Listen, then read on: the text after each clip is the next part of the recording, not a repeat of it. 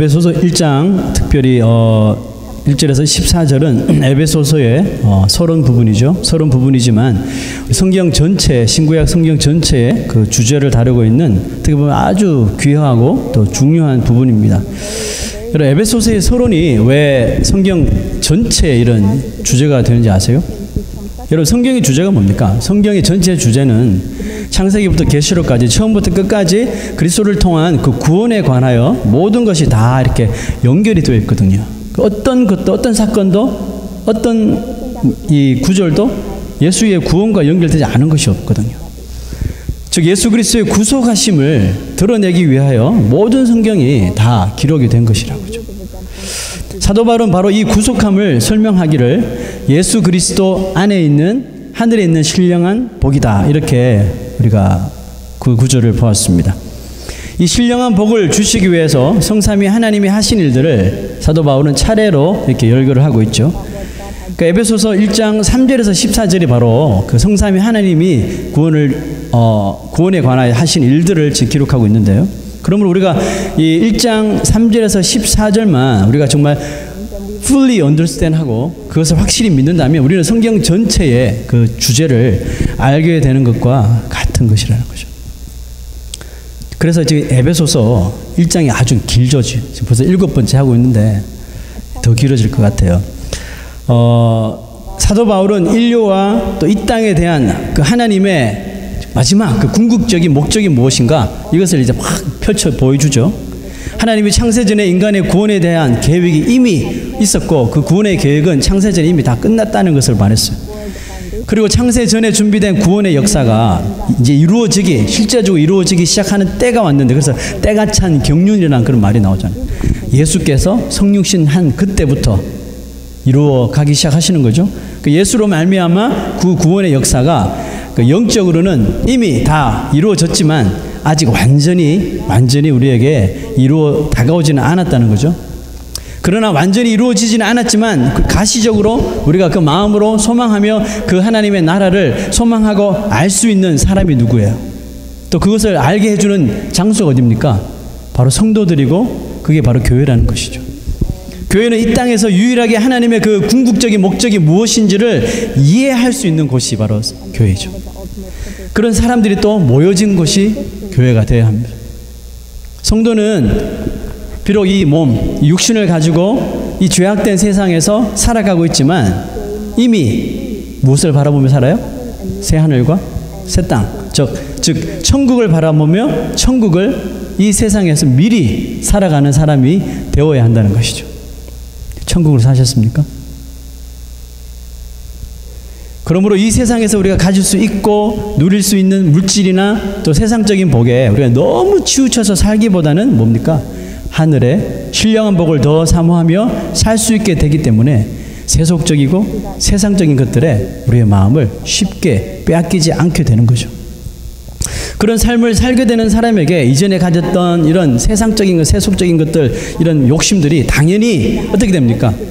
줄게 되겠죠. 완전히 없어지지 않겠지만 줄어듭니다.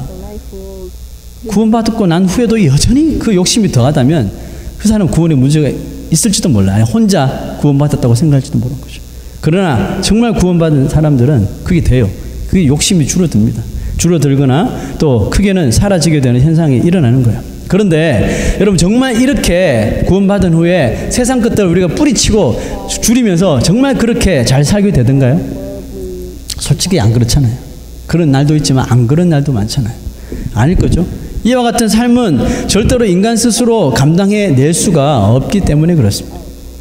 그래서 이 세상에서 우리가 천국의 삶을 살도록 우리를 돕고 우리를 인도하시고 우리를 이끄시기 위해서 예수님은 보혜사 성령을 우리에게 보내주신 것입니다. 보혜사, 카운셀러죠. 보혜사 성령을 성경은 다르게 진리의 영, 진리의 성령이라고도 표현을 하죠. 자, 요한복음 16장 13절을 보겠습니다. 시작. 진리의 성령이 오시면 그가 너희를 모든 진리 가운데로 인도하시리니 그랬죠. 진리 가운데로, 진리의 삶이 뭔지를 보여주시면서 우리를 그 길로 인도하여 주시는 분이 누구라고요? 성령이시라는 거죠. 자, 에베소서 1장 7절에서 8절 한번 보겠습니다. 시작. 우리는 그리스도 안에서 그의 은혜의 풍성함을 따라 그의 피로 말미암아 속량 곧 죄사함을 받았느니라. 이는 그가 모든 지혜와 총명을 우리에게 넘치게 하사 그 뜻의 비밀을 우리에게 알리신 것이요. 우리 몇 주 전에 보았죠? 그 하나님의 그 구속의 그 뜻의 비밀을 wisdom and understanding, 지혜와 총명으로 우리에게 알려주시는 하나님이 누구예요? 바로 성령이십니다. 제가 여기서 아무리 여러분에게 말해도 이게 바위에 계란치기처럼 될 수도 있고 다 튕겨나갈 수도 있다고요. 그런데 어느 순간 여러분 마음속에 탁 자리 잡는 순간이 있어요. 그 일을 누가 하시냐고요? 제가 하는 것이 아니고 성령 하나님이 하신다는 거예요. 오늘 우리는 성령 하나님이 정말 하나님께서 계획하신 그 구원의 어떤 역할을 담당하시는지를 살펴보려고 합니다. 그래서 성경의 구약부터 신약 시대에 과연 성령께서, 하나님의 영이신 성령께서 어떻게 사역하시고 임하셨는지를 먼저 우리가 알아볼 필요가 있어요. 자, 먼저 구약 시대 봅시다. 구약 시대를 우리가 다른 말로 time of God the Father, 하나님, 성부 하나님, 성부의 시대라고 이렇게 말하기도 합니다. 자, 이 구약 시대의 성령의 사역을 우리가 세 가지로 중요한 사역을 나눌 수가 있는데요. 첫 번째는, 자, 우리 9절 9절 한번 찾아보고 보도록 하겠습니다. 역대하 24장 20절. 다 크게 읽어봅시다. 시작. 이에 하나님의 영이 제사장 여호야다의 아들 스가랴를 감동시키심에, 구약의 성경 보면 여호와의 영이 누구를 감동시켰다는 구절이 자주 나옵니다. 성령의, 구약시대 성령의 사역은 누구에게 임하셔서 그 사람 마음을 감동시키는 사역을 했다는 거죠. 두 번째, 민수기 11장 25절. 시작. 여호와께서 구름 가운데 강림하사 모세에게 말씀하시고 그에게 임한 영을 70장로에게도 임하게 하시니 영이 임하신 때에 그들이 예언을 하다가 다시는 하지 아니하였더라. 자, 이 구절을 볼 때는 성령 하나님께서는 구약시대에 선지자들을 통해서, 예언자들을 통해서 prophesy, 예언을 하게도 하시고 예언을 멈추기도 하셨다는 것을 볼 수가 있습니다. 자, 마지막 세 번째, 사사기 3장 10절 봅시다. 시작. 여호와의 영이 그에게 임하였으므로 그가 이스라엘의 사사가 되어 나가서 싸움에, His Spirit came upon him. 12 사사들에게 여호와의 영이 임하는데 그냥 임하는 게 아니라 아주 충만하게 임하여서 자기가 가지고 있던 그 능력의 한계를 뛰어넘는 그런 일들이 막 일어나죠, 사사시대에. 그래서 충만하게 하나님의 사람에게 임하는 역할을 하셨다는 걸 볼 수 있습니다. 그런데 성부시대 혹은 구약시대 때 이런 사울 왕 아시죠? 사울과 삼솔의 경우를 보면, 가만히 보면 그 성령께서, 하나님께서 선택한 자에게서 이렇게 사역을 하시다가 그 임무가 끝나거나 아니면 그 하나님의 사람이 죄를 범했을 때 그 사람에게서 떠나시는 모습을 구약 성경에서 독특하게 볼 수가 있어요. 신약에서는 볼 수 없는 일인데 구약시대에서만 정확하게 볼 수 있는 장면이 있습니다. 그래서 이 다윗도 그가 밧세바와 범죄한 후에 뭐라고 회개 기도를 했습니까? 주의 성령을, 주의 성신을 내게서 거두지 마옵소서. 이런 고백을 하게 되죠. 이것은 구약시대만 일어나는 특별한 현상입니다. 자, 신약시대로 가봅니다. 신약시대를 우리가 성자시대라고 합니다. 예수 그리스도께서 직접 오신, 사역하신 그 시기라고 말하죠. 자, 이때 성령의 사역을 봅시다. 이 시대 성령의 사역은 예수님이 오시고 성령께서 예수님 승천하신 그때까지, 오순절 이전까지의 시대를 성자시대라고 그러는데 왜 그렇게 부르냐 하면 이 시간 동안에 성령의 사역은 all about for Jesus입니다. 모든 사역이 예수 그리스도에게 딱 집중되어 있어요. 예수님이 태어나시고 자라시고 사역하시고 돌아가시고 승천하시는 순간까지 성령은 언제나 예수님과 함께 하시고 그의 능력이 되어 주셨어요. 자, 한번 몇 구절 봅시다. 마태복음 1장 20절. 시작. 요셉아, 내 아내 마리아 데려오기를 무서워하지 말라. 그에게 잉태된 자는 성령으로 된 것이라. 그죠? 예수님은 성령으로 인하여 태어나셨다는 것을 보여주고 있죠. 그 다음 구절, 마태복음 3장 16절. 시작. 예수께서 세례를 받으시고 곧 물에서 올라오실새 하늘이 열리고 하나님의 성령이 비둘기같이 내려 자기 위에 임하심을 보시더니, 성령이 세례를 받으신 예수님께 임하시는 그런 모습을 볼 수 있죠. 그 다음 마태복음 4장 1절. 시작. 그때 예수께서 성령에게 이끌려 마귀에게 시험을 받으러 광야로 가사 무엇입니까? 성령에게 인도하심을 받는, 이끌리심을 받는 예수님의 모습을 볼 수가 있습니다. 자, 이처럼 성자 시대 동안 성령은 오로지 예수님과 예수님의 사역에 치중합니다. 동행하시면서 예수님을 보조하시고 또 예수님의 사역을 인도해 주시는 사역을 하시죠. 그리고 예수님이 부활하시고 승천하신 후에 성령의 사역은 이전의 모습과는 완전히 다른 모습을 보여주시기 시작합니다. 그 이전에는 성령께서 came upon someone, 누구 위에 이렇게 임하시든지 아니면 마치 게스트처럼 오셨다가 가시기도 하고 이런 구절들이 구약에 기록되어 있죠. 이 의미는 여러분 잘 들으셔야 돼요. 구약 시대에는 성령의 임하심이 그 사람의 구원과 직접적으로 직결되기보다는 누군가의 그런 이 사역과의 그 관계를 더욱더 가지는 것처럼 우리가 볼 수가 있어요. 하지만 신약 시대에는 이제는 came upon him이 아니라 came in him. 그러니까 누구 안에 오시는 거죠. 누구 안에 오셔서 일단 누구 안에 오신 후에는 절대로 그것을 떠나지 아니하시는 성령님을 볼 수가 있어요. 자, 이것을 볼 때 구약 시대와 달리 신약 시대는 누군가 안에 오셔서 그 사람을 끝까지 인도하신다. 어디까지? 천국까지. 그러므로 그 사람의 구원과 성령의 이 관계가 직결되어 있다는 것을 우리가 볼 수 있죠. 그리고 구약과 신약의 이런 성령의 역할이 좀 다르다는 것을 우리가 아셔야 돼요. 여러분, 누구 안에 찾아오시는 성령께서 무슨 일을 하시는 걸까요? 여러분 안에 성령이 계십니까? Do you have Holy Spirit in your heart? 여러분 안에 성령이 계셔요? 한번 물어보세요. 계시는지. 거기 계세요? 한번 물어보세요. 믿으십니까? 성령께서 여러분 안에 계십니까? 여러분들이 예수를 믿으시면 당연히 성령이 계시는 거죠. 그 성령께서 여러분들이 무슨 일을 하시십니까? 뭘 하시는가요, 주로? 식사하시고 막 그러시나요? 여러분, 우리 안에 계신 성령께서 하시는 일은 아까 성령을 보혜사라고 그랬죠.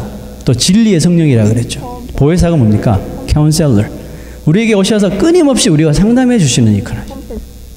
그죠? 우리를 상담해 주시면서 우리를 위로하시고 우리의 마음을 위로하시고 우리의 삶을 진리의 길로 인도하여 주시고 이끌어 주시고 우리가 약할 때 도와주시고 무엇보다도 우리에게 믿음을 주시는 일을 하시는 거예요. 이게 제일 큰 거죠. 우리에게 믿는 믿음을 주시는 역할.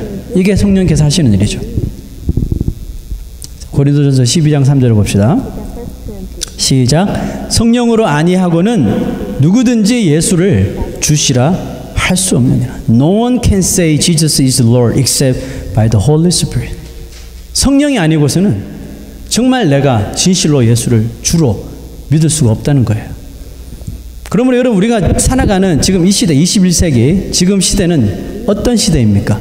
성부 시대입니까? 성자 시대입니까? 성령 시대입니까? 성령 시대죠. 우리 성령이 역사하시는 왕성하게 역사하시는 성령 시대에 우리가 살고 있어요.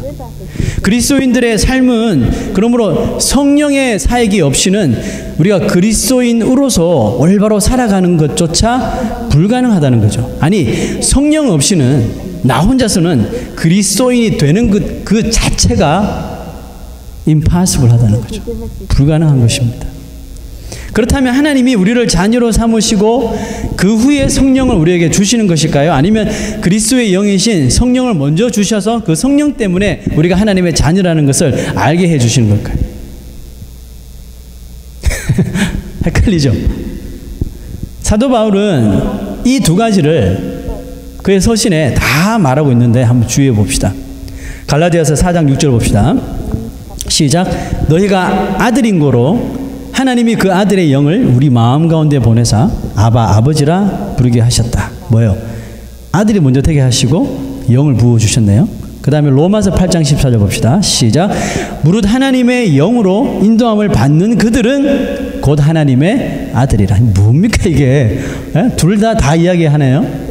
자, 그러면 이게 곰곰이 한번 생각해 보세요. 무엇을 의미할까요? 이거다 저거다 거기에 우리가 치우쳐서 막 파 가르고 막 이렇게 하지 말라는 거죠. 이것은 우리가 어느 쪽을 보든지 그 결과는 똑같다는 뜻입니다.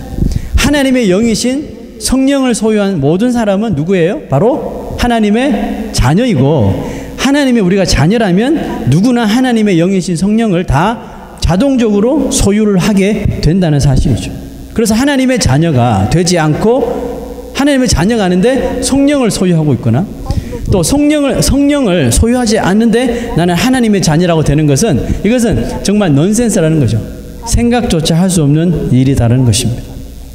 여러분들이 하나님의 자녀라고 믿습니까? 그럼 그 안에 성령이 계시는 거죠. 여러분, 성령이 여러분 안에 계시다는 걸 믿습니까? 그럼 여러분 하나님의 자녀라는 뜻입니다. 여기서 헷갈려 하시면 안 돼. 성령 따로 하나님의 자녀 따로 되지 않습니다. 그러므로 성령의 사역 없이 우리는 절대로 하나님을 아버지라 부를 수 있어요, 없어요? 없죠. 죄로 인해 절대로 하나님을 아버지로 부를 수 없는 관계가 된 우리 죄인들의 인생에게 이제 우리가 정말 그 창조주를 우리의 마음을 다해서 아빠, 아버지라고, 오늘 안 집사님 기도하실 때도 아버지 몇 번이나 하셨는데 아버지라고 부를 수 있게 하신 성령 하나님의 그 은혜가 얼마나 크고 높으신지 몰라요. 그런데 그 은혜도 귀한데 성령님은 우리에게 놀라운 기쁨을 또 우리에게 더하여 주셔요. 자, 그것이 뭘까요? 사도 바울은 그리스도인들이 자신이 구원받은 하나님의 아들, 하나님의 그 자녀라는 것을 의심하지 않게 하시기 위하여서 성령으로 우리를 인쳐 주심을 받게 하셨다라고 말합니다. 자, 오늘 13절 말씀을 보겠습니다. 시작. 그 안에서 너희도 진리의 말씀 곧 너희의 구원의 복음을 듣고 그 안에서 또한 믿어 약속의 성령으로 인치심을 받았으니 그랬어요. sealed 됐다는 거죠. 여러분, 우리가 기도할 때 우리 입술에서 주여도 하지만 아버지 많이 하잖아요. 아버지라는 고백이 나오죠. 근데 여러분, 이게 우리가 예수 믿자마자 아버지가 되던가요? 교훈을 처음 나왔는데 아버지 하는 사람이 있어요? 잘 없잖아요. 그러니까 연기하지 않는 이상은 그게 잘 안 돼요. 그 고백이 나오는 때가 있거든요. 그 아버지라고 부르는 그 시기가 분명히 있다고요. 한번 곰곰이 생각해 보세요. 여러분, 언제부터 내가 하나님을 아버지라고 부르기 시작했는지. 그 고백이 기도하는 법을 우리가 배워서 습관처럼 주여 아버지라고 이렇게 부르는 것이 아니라 내 마음에서 우리가 간절해지면, 어려운 일을 당하면 진실한 마음이 나온다 그러잖아요. 정말 힘들 때, 어려울 때, 간절히 부를 때 하나님이라고 부르지 않고 아버지라고 이렇게 부르잖아요. 막 울고, 그죠? 그럴 때 나오는 그 고백, 그 아버지, 그거를 말하고 있습니다. 그런 고백을 통해서 나오는 그 아버지, 그것이 바로 성령의 인치심을 받은 그런 결과라고 우리가 말할 수 있습니다. 여러분, 알고 계시는 주의시 있으세요? 유대인들 한번 보세요. 유대인들 기도할 때 절대로 하나님을 아버지라 부르지 않습니다. 몇천 년을 하나님을 믿으면서도 아버지라는 말을 하지 않습니다. 아도나이 이렇게 부르고요. 또 다른 뭐 전능하신, 거룩하신 뭐 이렇게 부르지 절대로 우리처럼 아버지, 아바 상상도 못하더래요. 그 거룩하신 분을 어떻게 아버지라고 부르? 그 예수님이 하나님을 아버지라 부르고 자기 아들이다 그러니까 막 돌로 치려고 그랬죠, 성경에서. 여러분, 왜 유대인들은 하나님을 그렇게 믿는데 하나님은 하나님의 백성들을 자녀라고 부르는데 왜 유대인들은 하나님을 아버지라 부르지 못할까요? 아버지라고 부르지 않는 것이 아니라 부를 수가 없는 것이에요. 그 이유가 뭐죠? 왜냐하면 그들은 예수님을 믿지 않기 때문에 그렇죠. 예수님을 믿지 않기 때문에 당연히 그들 안에 누가 안 계셔요? 성령이 안 계시죠. 성령이 안 계시니까 이걸 부르고 싶어도 못 부르는 거예요. 그런데 여러분, 유대인 중에서 그리스도인으로 이 개조하신 분이 있어요. 그죠? 주이시였는데 크리스찬이 된 사람이 있어요. 근데 그 사람들 입에서 뭐가 나와요? 하나님을 아버지라고 부르는 거예요. 누가 하시는 거예요? 성령께서 하시는 거죠. 성령께서 인쳐 주실 때 인침을 받은 자가 우리가 그 하나님과 우리의 관계를 명확하게 풀어주시는 거예요. 그게 자동적으로 아버지라는 말이 나오는 거예요. 자, 로마서 8장 15절 16절 봅시다. 시작. 너희는 다시 무서워하는 종의 영을 받지 아니하고 양자의 영을 받았으므로 우리가 아바 아버지라고 부르짖느니라. 성령이 친히 우리의 영과 더불어 우리가 하나님의 자녀인 것을 어떻게 한다고요? 증거하시나니 그랬잖아요. 그러니까 우리가 하나님을 아버지, 더 나아가서 아바라고 부를 수 있는 이유는 우리 예수를 믿고 성령께서 그 아버지와의 관계를 다 풀어주셨기 때문에 우리가 드디어 아버지라고 하는 거예요. 생각해보세요, 여러분. 여러분 자녀가 있는데 여러분 자녀가 태어나서 한 번도 나를 아빠라고 부르지 않고 엄마라고 부르지 않고 맨날 위대하신 우리 조상님, 아름다우신 우리 할아버지의 아들 이렇게 부른다면 소름 끼치죠. 하나님 보시기에 유대인들이 소름 끼치는 거예요. 아들까지 주셔서 구원을 허락해 주셨고 관계를 다 정리해 주셨는데 아직까지도 거룩하신 아도나이 소름 끼치는 거예요, 여러분. 똑같은 거예요, 여러분. 근데 성령께서는 이 질서를 딱 관계를 딱 주셨어요. 그래서 우리가 성령께서 딱 보여주시니까 우리가 하나님을 그냥 아버지, 자연스럽게 아버지라고 부르는 거예요. 얼마나 화목한 관계입니까? 아버지 많이 부르십시오. 여러분, 성령이 인치신다는 말은 임봉하다 그런 뜻이죠. 예수님께서 십자가에 달려 무덤에 들어가셨을 적에 제자들이 와서 그 시체를 빼갈까봐 로마 군인이 그 총독 빌라도 이름으로 씨를 해버리죠. 그 씨를 했다는 것은 이제 누구도 거기에 손댈 수 없다는 거죠. 그 천사가 손대죠. 그죠? 여러분, 무엇을 임봉한다는 뜻입니까? 성령이 우리를 인치신다는, 임봉하다는 뜻인데 무엇을 임봉한다는 뜻이죠? 우리가 하나님의 자녀란, 예수 믿어 하나님의 자녀가 되었다는 사실에 예수의 이름으로, 그죠? 하나님의 이름으로 그냥 우리에게, 보이지 않는 우리에게 씨를 했다는 거예요. 도장을 꽝 찍었다는 뜻입니다. 그 말은 이제 그 누구도 이 사실을 부인할 수 없다는 거예요. 너 예수 믿어? 안 믿는 것 같은데? 해도 그거는 부인이 안 되는 거예요. 그리고 또 본인에게는 절대로 이것이 의심하지 않도록 하신다는 의미예요. 우리가 신앙생활을 하다가 또 말씀대로 살지 않고 죄를 짓고 그러면 막 그러잖아요. 우리 헷갈리잖아요. 막 내가 구원받겠나? 천국 가겠나? 하나님 아들이 맞나? 나 기독교인이 맞나? 그럴 때 의심이 들 때 우리가 다시 무릎 꿇어 회개하고 기도하면 어떻게 돼요? 정신이 반짝 들죠? 그렇지, 난 하나님의 자녀지 하고 다시 우리 믿음이 또 다시 생기는 것처럼 성령께서 우리에게 씨를 찍었다는 것은 바로 그것을 의미합니다. 악한 마귀조차도 여러분 우리를 괴롭힐지언정 우리를 그 구원이라고 하는 귀한 이 축복에서 끊을 수가 없다는 거예요. 그러므로 한번 구원받았다고 씨를 딱 찍힌 사람은 어떻게 해요? 무조건 천국 가는 거예요. 아멘? 예, 여기에 절대로 흔들리지 마세요. 마귀는 우리에게 의심하는 마음을 넣으려고 하죠. 마치 하와에게 한 것처럼 하나님 진짜 그렇게 말하더냐? 아니야, 거짓말일걸? 계속해서 우리에게 의심하는 마음을 넣으려고 하죠. 그렇지만 성령께서는 그 의심을 이길 수 있는 마음을 우리에게 계속 넣어주시는 거예요. 야, 제 말 듣지 마. 누가 뭐라 그래도 너는 하나님의 자녀야. 하나님의 아들이야. 하나님의 딸이야. 구원받은 하나님의 백성이야. 그래서 내가 너를 언제까지 지켜줄 거야. 언제까지요? 주님 오시는 그날까지. 천국 가는 그날까지. 우리를 토잉해 가시는 거예요. 토잉. 이것을 성도의 견인이라 그러거든요. 구원받은 하나님의 자녀를 끝까지 영화로운 몸이 될 때까지 천국까지 견인해 주시는 역할을 성령께서 하신다고요. 정말 감사하지 않아요? 날마다 우리 마음속에 오셔서 우리를 안심시켜 주시는 거예요. 네가 아무리 고통을 당하고 그렇게 어려움을 겪어도 결국 너의 구원을 내가 지켜줄게 라고 성령께서 우리에게 속삭여 주시는 거예요. 여러분, 그 성령의 그 위스퍼링이 들리지 않습니까? 여러분, 힘들고 좌절되고 낙심되고 할 때 가만히 눈을 감고 세미한 음성으로 우리에게 속삭이시는 성령의 음성을 들으셔야 돼요. 성령께서 우리에게 뭐라고 말씀하시는지 분명히 말씀하시거든요. 포기하지 마라. 주저앉아 있지 말라. Rise up. Don't give up. I'll be with you. 그러므로 사도 바울은 성도들이 성령의 인치심을 받는 이유를 이렇게 더해서 설명합니다. 자, 14절 읽어봅시다. 시작. 이는 우리 기업의 보증이 되사 그 얻으신 것을 속량하시고 그의 영광을 찬송하게 하려 하심이라. 자, 여기서 우리 기업을 그랬어요.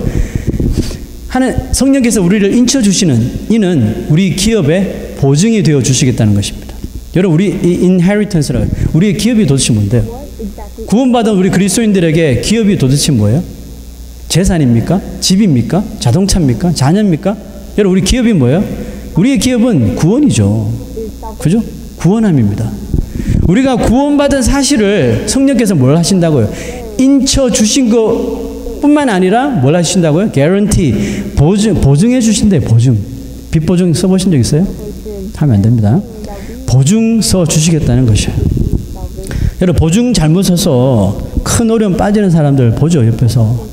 근데 심각한 사람들은 완전히 폐가 망신하고 막 뱅크럽시 되고 막 도망 다니고 막 그러더라고요.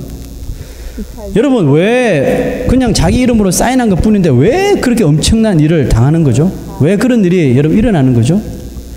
바로 이 보증이라고 하는 이런 법적인 그 파워 때문에 그렇죠. 세상이 만들어 놓은 보증인이 받는 이 가지는 세상적인 파워, 법적인 파워 때문에 그런 거죠. 그 보증을 일단 서게 되면 그 일에 전적인 책임을 나중에 자기가 다 지겠다는 약속이 있기 때문에 그렇습니다. 그래서 그 이름만 쓰고 그냥 종이에다가 뭐 사인한 것 뿐인데 훗날에 그 책임은 정말 대단하게 다가오는 것인 거죠. 성령님은 우리가 예수를 믿고 하나님의 자녀가 된 사실에 뭘 하셨다고요? 씨를 하신 것뿐만 아니라 보증인이 되어주신 거예요. 내가 보증할게. 네가 하나님의 자라는 건 내가 보증할게. 하나님이신 성령께서 우리를 보증하신대요. 이 사람이 천국 못 가면 제가 책임질게요. 이거 아니에요? 이 사람 빚 못 갚으면 내가 다 갚을게. 이거잖아요. 그죠? 내가 끝까지 다 갚을게요. 그래서 우리 보증 쓰잖아요. 이 사람이 천국 못 가면 제가 책임집니다. 성령께서 말씀하시는 거예요. 이 말은 무슨 뜻입니까? 절대로 이 사람이 천국 못 들어가는 그런 일은 일어나지 않겠다라는 의미죠. 좀 든든해지지 않습니까, 여러분? 여러분, 누가 교회 다니죠? 누가 교회 아무나 교회 올 수 있는 거죠. 그런데 구원받은 사람이 교회 오는 거예요. 성령에 이끌려서. 누가 교회 다녀요? 예수 믿는 사람이 교회 오는 겁니다. 예수 믿는 사람이 그러면 교회를 통해서 얻게 되는 것이 뭘까요? 교회 와서 예배를 통해서 성도들과 교제를 통해서 얻는 것이 뭐예요? 기껏 교회 와서 이 강단의 말씀을 통해 내가 몰랐던 새로운 지식이나 또 세상적인 정보를 얻어갑니까? 재미있는 이야기거리 듣고 갑니까? 아니면 성도들과 교제하면서 얻었던 뉴 인포메이션 그런 것들 막 받아서 좋아서 갑니까? 필요 없는 것은 아니지만 그거 하기 위해서 교회 다니는 것은 아니죠. 성도는 그리스도의 몸된 교회를 통해서 조금이라도 더 정말 흔들리지 않는 굳건한 그리스도인들로 세워져야 하는 거죠. 어디 있어요? 교회에서 예배를 통해서 우리 성도들이 교제를 통해서 기도를 통해서 흔들리지 않는 의심하지 않는 굳건한 예수 그리스도의 사람으로 든든하게 세워져 나가는 여러분 이게 교회의 목적이거든요. 의심하던 마음이 확신으로 바뀌어지고 두려워하던 마음이 막 담대함으로 변화되는 거예요. 교회 오기 전에 예배 드리기 전에는 뭐 의심하고 두렵고 막 그랬는데 예배 드리는 가운데 성령께서 임하셔서 다 풀어주시고 해석해 주시고 막 믿게 하시고 하니까 의심이 다 도망가고 확신으로 바꿔지고 막 두려워하던 마음이 막 담대함으로 변화되는 거예요. 예배 드리기 전까지만 해도 빚 때문에 어떡하냐 뭐 누구 때문에 어떡하냐 이러다가 예배를 통해서 성령이 임하시니까 그냥 막 담대해지는 거예요. 그 사사들처럼 여호와께서 막 강하게 임하시니까 자기의 능력을 막 한계를 뛰어넘습니다. 두려워하던 마음이 담대함으로 변화되는 특히 어떤 유혹이나 어떤 시험 가운데서 어떤 고난 가운데서도 요동하지 않는 사람으로 세우는 것이 바로 교회의 목적이자 교회의 사명이 되어야 되는 것이죠. 우리 어린이 청소년들 어린이들 뭐 일부 때 이야기했지만 다 마찬가지예요. 어린이들하고 문제 없습니까? 지 나름대로 다 그 나이에 맞게 고민이 있다고요. 그런 고민들 교회에 와서 재미난 이야기 들려주는 게 아니에요. 그들에게 정말 마음이 회복되고 변화가 생기고 도전을 받고 성령의 충만함을 얻고 담대하게 나가게 만드는 것이 교회죠. 그렇지 않습니까? 그래서 제가 설교할 때 막 재밌는 소리 우스갯소리 막 안 해도 여러분 정말 잘하는 거 이렇게 생각하셔야 돼요. 저 할 수 있어요. 제가 얼마나 유머러스한 사람인데 막 재밌는 이야기 막 하면 여러분 뭐 배꼽 잡고 할 수 있고요. 막 할 수 있어요. 제 원래 꿈이 MC였는데요. 안 합니다. 왜 안 합니까? 그걸 왜 합니까? 저는 그런 사명을 받은 적이 없거든요. 제가 받은 사명은 이 진리의 말씀을 조금이라도 틀리지 않게 선포하는 것이 제 사명이기 때문에 여러분들이 듣기 싫더라도 막 듣게 하려고 막 던지는 거죠. 막 던지는데 그중에 하나 딱 걸리면 돼요. 예? 그중에 하나만 딱 걸리면 되거든요. 진짜예요. 예배 시간에 그냥 바위처럼 앉아있다가도 앞에서 기도하는 사람이 기도하는 어떤 단어 하나에 탁 걸릴 수가 있어요. 찬송 부르는 찬송 어떤 가사에 마음이 툭 하고 칠 수가 있고요. 뭐 제 개인적으로는 설교를 듣는 가운데 그 말씀을 통해서 툭 하고 마음이 받으면 제일 좋은 것이죠. 제 개인적인 입장에서. 그래서 여러분 기도하는 사람 그냥 기도하시면 안 돼요. 기도를 위해서 기도하시고 글자 하나 요즘 제가 다 써서 저한테 보내라 그러죠. 제가 한번 날 잡아서 한번 할 거예요. 컨퍼런스를. 여러분들이 기도를 다 제가 봤으니까 왜? 뭐가 좀 부족한 부분을 제가 알려드리고 좀 고쳐드리고 하는 그런 날이 곧 올 겁니다. 네. 정말 기도하는 거 했던 기도 또 하고 그렇게 하지 마세요. 뭐 계속 새롭게 하라는 말이 아니에요. 기도 내용을 쫙 보시고 정말 이 기도를 통해서 우리 성도들이 똑같은 마음으로 정말 하나님 앞에 드릴 수 있을 것인가? 아니면 나의 개인적인 기도가 아닐까? 내 욕심이 들어가는 기도가 아닐까? 정말 조심해서 여러분 기도 준비하셔야 돼요. 다음 주 기도 순서가 누군가요? Anyway, 무슨 말 하다가 막 갔는데 이제 새하는 이제 큰일 났습니다. 제가 트랜슬레이터로. 교회 와서 이런 좀 변화가 되고 좀 말씀으로 예배를 통해 성령 안에서 좀 든든하게 세워져 나가야 돼요. 교회에서. 그게 우리 교회가 세워진 목적이거든요. 근데 교회 와서 더 힘들고 막 더 스트레스 받고 막 이렇게 나가면 여러분 얼마나 하나님 보시기에 내가 저러려고 교회를 세운 게 아닌데 그렇잖아요. 그래서 성도들과의 교제도 정말 조심하셔야 돼요. 말 한마디도 내가 이 말 하면 저 사람 혹시 상처받지 그것까지 고려해서 말씀하셔야 돼요. 그러면 교회는 세상의 어떤 유혹이나 어떤 시험 가운데 요동하던 사람이 예배를 통해서 성령 안에서 다시 굳건하게 세워지는 그런 귀한 역사가 일어나야 된다고요. 우리 그리스도인들은 세상에서 기독교를 뭐라고 부릅니까? 뭐 기독교를 개독교라 그러고 목사를 뭐 먹사라고 돈만 먹는다 해서 먹사라 그러고 집사를 술 먹는 잡사라 그러고 뭐 별의별 이름이 다 있어요. 성도들과 교회를 향해 욕을 막 퍼붓죠. 조롱을 막 하죠. 그럴 때 여러분 흔들릴 필요가 없어요. 왜 흔들려요? 우리는 자신의 지위, 자기 하나님께서 우리에게 주신 그 포지션 뭡니까? 하나님의 자녀, 하나님의 아들, 구속받은 변하지 않는 하나님의 그 자녀라는 지위가 어느 순간에서도 절대로 흔들려서는 안 되는 거예요. 아멘? 흔들려서는 안 돼요. 누가 뭐라 그래도 귀에다가 뭐라 그래도 절대로 흔들리지 마세요. 성령께서 인 딱 쳐주시고 보증까지 써주시는데 누가 뭐라 그래요? 성도가 어떤 존재인지 우리가 정확하게 볼 수 있도록 교회에서 말씀을 통해서 훈련 받아야 한다는 것이. 여러분 성령 하나님이 하시는 역할을 우리가 좀 살펴보았는데요. 다음 주에 2탄이 또 있습니다. 여러분 지금 심정이 좀 어떻습니까? 성령 하나님께서 이런 역할을 하시죠. 성령님은 놀라운 하나님의 구원의 뜻, 그 비밀을 우리에게 깨닫게 해주신 것만 해도 너무너무 감사한데 어제까지 이해하지 못하는 사람이 오늘 갑자기 이해되도록 만드시는 분이 여러분 성령 하나님이시라고요. 그렇지 않나요? 어느 날 갑자기 안 믿어졌는데 어느 날 갑자기 탁 믿게 해주시는 것. 예? 그게 성령 하나님께서 하시는 일이라고요. 제가 말을 잘해서 하는 게 아니에요. 성경 공부를 잘해서 하는 것도 아니에요. 물론 그런 과정을 통해서 성령께서 그 사람을 확 낚아채는 순간이 있다고요. 서서히 믿어지는 것이 아니라 어느 날 갑자기 어느 순간에 팍 하고 믿어지는 거죠.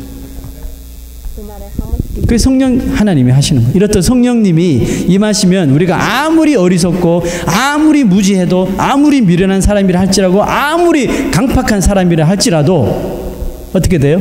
성령께서 임하시면 하늘의 신령한 그 복의 비밀을 다 깨닫게 해주시는 은혜를 주시는 것입니다. 그리고 내가 구원받은 사람이라고 믿게 하시는 것도 감사한데 너의 구원이 절대로 끊어지지 않도록 씨를 도장을 딱 찍으시고 예수의 이름으로 보증을 자체해 주셨습니다. 정말 감사하지 않습니까? 혹시 우리 가운데 자신의 구원에 대하여 의심하는 사람이 있습니까? 기도하셔요. 기도하셔요. 성령께서 내 마음에 충만히 부어주셔서 지혜와 총명을 주시고 구원의 진리를 fully understand하고 이해하게 하시고 그동안 들리지 않던 메시지가 들리게 해달라고 여러분 우리가 기도해야 되는 거예요. 주위에 그런 사람들이 있다면 성령께서 그의 마음을 터치해달라고 기도해 주셔야 돼요. 지난주에 저에게 한 책이 이렇게 배달이 됐어요. 누가 이게 친필로 제 이름까지 써서 이렇게 우편으로 LA에서 붙여주셨어요. 참 감사하더라고요. 그 책 제목이 하나님의 눈물. 책 제목도 막 제 심금을 울리는 너무 1탄이에요. 2탄이 곧 나올 것 같아요. 하나님의 눈물이었어요. 그런데 이 책에 책이 아주 직접 만든 책이라서 분량이 적은데 이 내용을 보니까 정말 눈물이 나올 것 같았어요.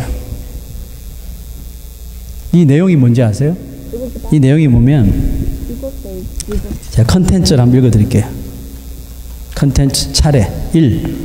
여호와는 하나님이 아니다. 2. 예수는 여호와가 죽였다. 3. 예수님은 신이 아니다. 4. 십자가는 우상이다. 자, 여러분 찢어버리려고 그러다가 무엇이 잘못됐는지 한번 곰곰이 찾아봤어요. 그리고 이분이 자신의 사진인지 이렇게 사진까지 딱 좀 마귀처럼 생겼어요. 이분 주장은 예수는 신이 아니라 정말 사람인데 하나님께서 그 사람을 자기 아들로 삼으셨다는 거죠. 그리고 모든 인류를 위해서 십자가에 죽게 하셨다는 거죠. 예수는 신이 아니라 정말 사람인데 기독교 역사가 이 예수란 사람을 그냥 신격화했다. 신으로 만들어버렸다는 것이죠. 그래서 하나님이 이 세상 그리스도인들이 이 거짓을 믿고 있는 인간들을 보면서 뭘 하셔요? 눈물을 흘리신다는 그런 내용이었습니다. 완전히 제가 낚인 거죠. 제목만 보고. 저는 이 책을 보면서 곰곰이 생각하면서 이런 생각이 들었어요. 하나님이 이 책을 만든 이 사람 때문에 진짜 눈물을 흘리시겠다. 왜? 이 사람 분명히 믿는 사람일 거란 말이죠. 그래 왜 이렇게 됐을까? 정말 하나님의 눈물이 누구를 통해서 이 사람 때문에 하나님의 눈물이 흐를 것 같아요. 진리 아닌 것을 만들어내려고 그것이 진리인 양 믿고 모든 교회에 이런 책을 만들어 보낼 정도로 이 거짓 진리를 믿고 있는 것을 보면서 정말 제 가슴이 아프더라고요. 그러면서 이런 생각이 들었어요. 아니 이런 거짓 진리에도 정말 사명을 가지고 전하는 사람이 있는데 우리는 성부 하나님, 성자 하나님, 성령까지 하나님까지 동원돼서 그 구원의 진리를 이렇게 명확하게 풀어주시고 해석해 주시고 깨닫게 하여 주시고 믿게 하여 주시는데도 여전히 무슨 일만 있으면 의심부터 들면서 이게 진짜가 이게 거짓일까? 내 구원이 진짜일까? 이렇게 의심하면서 방황하는 영혼을 볼 때 하나님께서 정말 눈물 흘리지 않을까요? 정말 하나님께서 눈물 흘리지 않을까요? 그렇게 독생자 아들까지 십자가에서 찢기도록 내어주시면서 사랑하셨는데 이게 진짜일까? 의심하는 사람. 조금만 고통의 고난의 바람이 불면 믿음이 이리 흔들리고 저리 흔들리던 우리의 모습 보면서 얼마나 하나님께서 안타까워하시겠습니까? 말씀을 마칩니다. 제가 정말 이게 아니군요. 참 진리이신 예수 그리스도를 믿고 구원의 확신을 주시는 그 성령의 인치심으로 인하여 보증까지 받은 이 사실을 한 점의 의심 없이 믿고 있다는 사실에 저는 정말 감사를 드립니다. 할렐루야. 여러분들 어떻습니까? 여러분 때가 정말 악해요. 때가 정말 악하고 정말 성경에서 예언하신 그 마지막 때가 다 온 것 같아요. 거짓 선지자, 거짓 교사들이 그냥 막 판을 치고 돌아다녀요. 여러분 세월을 아끼셔야 됩니다.